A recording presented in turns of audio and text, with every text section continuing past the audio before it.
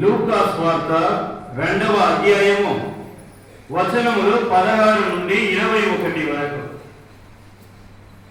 వారు వెంటనే వెళ్ళి మరియమ్మను యోసేపును తొట్టిలో పరుండి ఉన్న శిశువును కనుగొనిరి. వారు శిశువును గురించి విన్న విషయముల వెల్లడించిరి.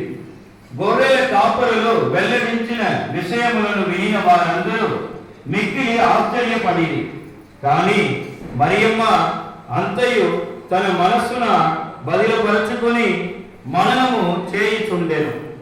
గొర్రెల కాపరులు తమతో చెప్పబడినట్లు తాము వినిన వాణిని చూచిన వాణిని గురించి దేవుని వైభవమును శ్లాఘించుచు తిరిగిపోయింది.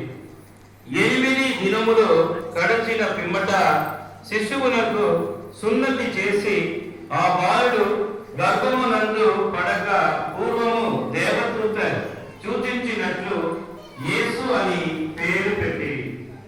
ఇది ప్రభు సువిశేషము. కూర్చోదు.